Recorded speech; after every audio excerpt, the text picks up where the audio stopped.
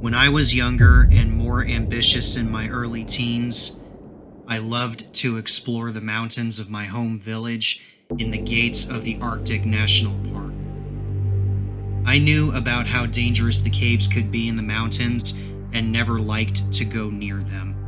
But I loved waterfalls, big or small, that fell from great heights in the summer.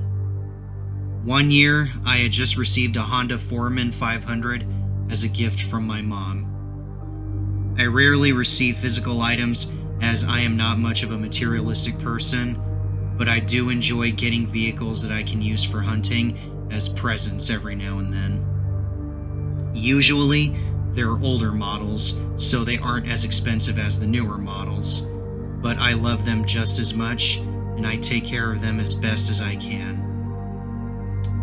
Anyway, I was driving my new Honda through an old trail that I only knew of as a snow machine / snowmobile trail in the winter.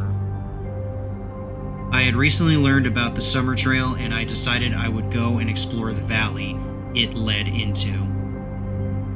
While driving, I began to have the eerie feeling of being watched. The hair on my body stood on end.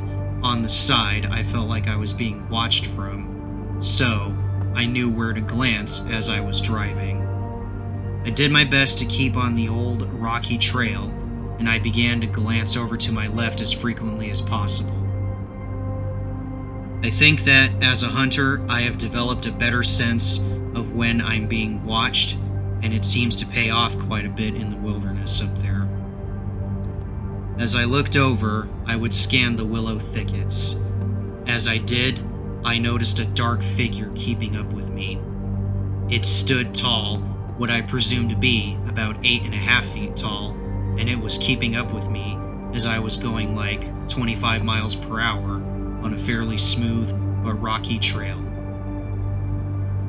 I kicked the Honda into higher gear and sped up. I only stopped feeling like it was just right there after I left the willow thickets. When I was able to, I looked back and watched the willows again. Keep in mind, these are diamond willows that stand about 10 feet tall, and I started to see the figure again. It was nearly as tall as the willows, and it brushed through them with ease, as if it was phasing through them or something.